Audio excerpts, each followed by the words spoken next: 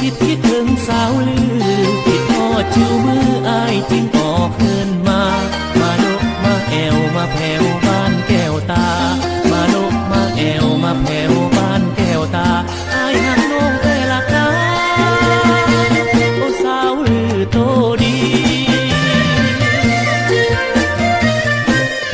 ได้มาเห็นบ่เป็น